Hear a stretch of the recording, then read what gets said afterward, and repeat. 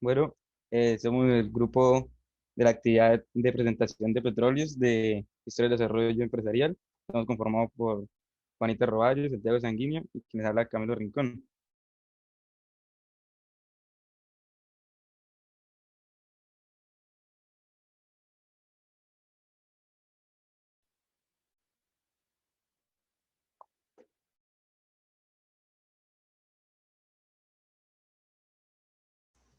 Bueno, primero que todo, pues para una característica que me gustaría comparar al principio de todo esto es sobre unas políticas sociales que se llevaron a cabo en el desarrollo de la industria petrolera, algunas políticas petroleras que se pusieron en estos tres países. Y la primera característica que hay que tener en cuenta es que el inicio de las industrias. Como podemos ver en Colombia y en Venezuela, el inicio de las industrias fueron a la vez, fueron en 1920. Y en Noruega inició un poco más tarde, en 1970. Los tres países, ambos se comparan y tienen la similitud de que manejan contratos de concesión y asociaciones. De lo que difieren esos países es que al momento en que se llevaron a cabo estos contratos, en Colombia y en Venezuela comenzaron usando contratos de concesión. En Colombia pues se pudo ver reflejado en la concesión de mares, debido a que una característica en particular fue que los empresarios colombianos buscaban revender sus concesiones, ya que les parecía el mercado del petróleo muy inoportuno, muy cambiante en el futuro. Por lo tanto, era muy riesgoso para ellos. Y después de eso fue hasta 1950. Después adoptaron un contrato de asociación en 1951 y fue la creación de Ecopetrol. En Venezuela pasó lo mismo, sino que esos contratos de concesiones fueron uno de los más importantes en Latinoamérica, ya que alcanzaron la producción e ingresos muy altos, casi comparados con los de Estados Unidos, y se caracterizaban porque eran totalmente privados. Y sus contratos de asociación llevaron a cabo, se llevaron a cabo en la decadencia del liberalismo en 1970, y a través se surgió fue la nacionalización del gas y la creación de PDVSA, que es una empresa pública. En Noruega, pues en Noruega fue el caso totalmente contrario a lo anteriormente dicho, porque en Noruega su principio de esta industria se llevaron a cabo puras políticas conservadoras, por un contrato de asociación en el cual se creó Statoil, que es una empresa pública que se creó en 1972 y se mantuvo así hasta casi los años 2000, cuando se dieron cuenta de abrirse en el mercado y surgieron y tuvieron pues el mayor pico de producción y exportación de petróleo y la privatización de Statoil en 2001.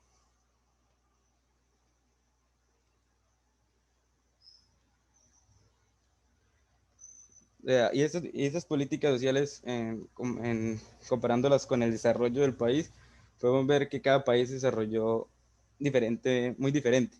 Las políticas en Colombia se vieron muy arraigadas una fragmentación política entre liberales y conservadores, que fue una hegemonía en la que hubo siempre discordias, y lo que llevó a tener muchos cambios institucionales. En esto se puede ver como el cambio más importante fue en 1991, que se dio como un enfoque neoliberal, que es debido al cambio de la constitución, lo cual esto generó, pues, entre comillas, un control político estable, de, pero no tan estable como se presentó en Venezuela, ya que en Venezuela una característica de ello es que te poseían un régimen híbrido.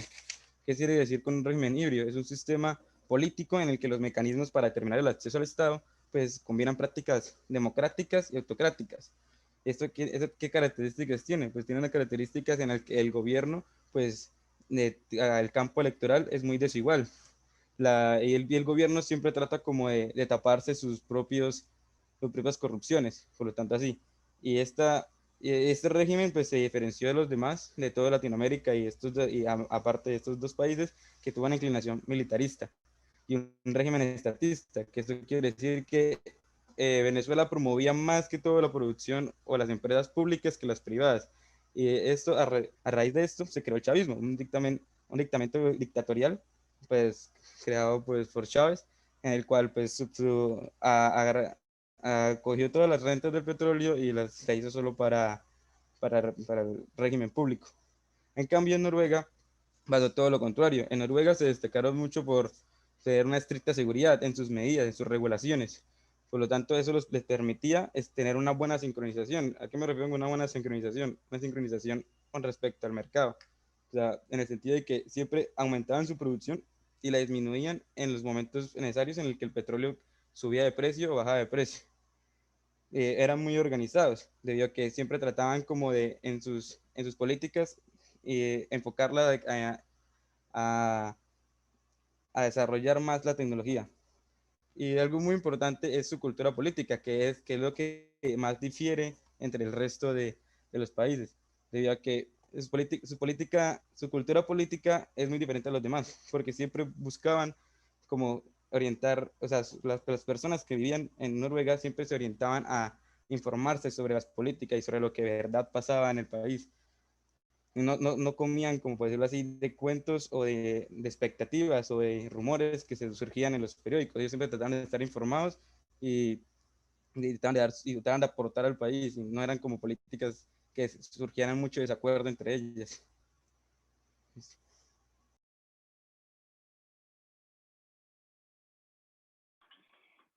Bueno, en cuanto a los aspectos económicos, Colombia a inicios del siglo XX contaba con una economía agrícola y cerrada. Eh, Después tuvo reformas económicas con enfoques más neoliberalistas y entre el periodo de 1905 a 1929 se dio el boom exportador y uno de sus principales productos era el petróleo, beneficiando a Colombia pues de manera positiva, ayudando a crear instituciones mmm, como lo fue el Banco de la República. Por otro lado, en Venezuela, tras la crisis económica de los 90, se crearon nuevas reformas con el propósito pues, de mejorar la economía. Y bueno, estas nuevas reformas tenían un enfoque económico con tendencias de izquierda y estaban enfocadas hacia el populismo y el nacionalismo.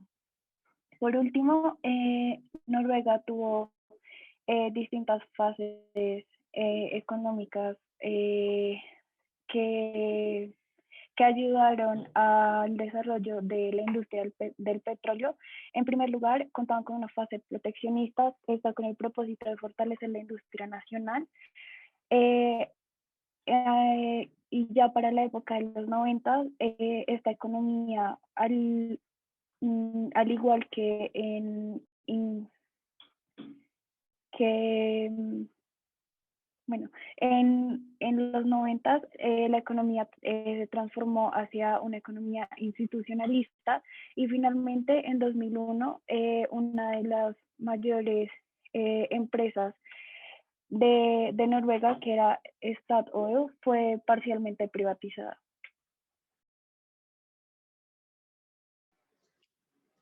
Vale, y ahora, para terminar, queremos ahondar, quiero ahondar en el por qué ocurrió pues esta diferencia, especificando el aspecto sociopolítico, las distinciones políticas que surgieron entre estos tres países.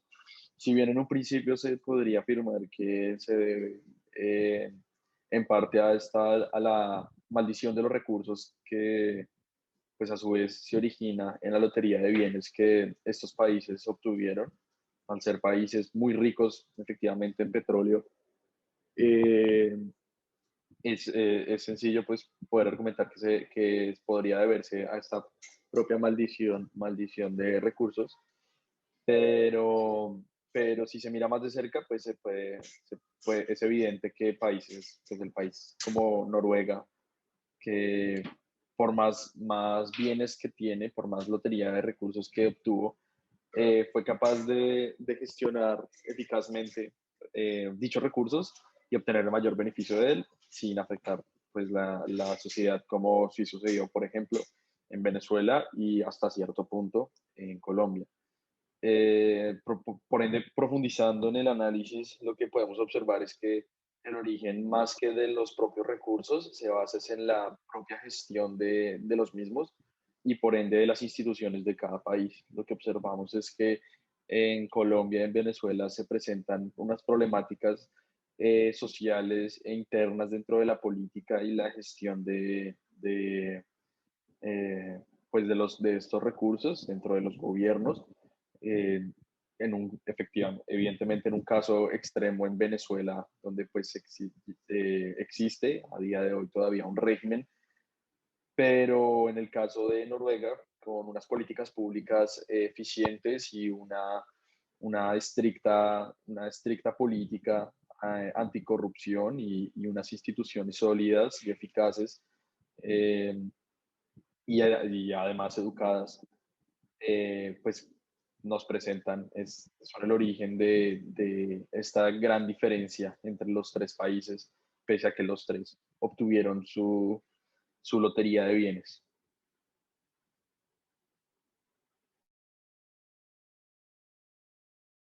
Entonces, pues eso sería todo. Muchas gracias.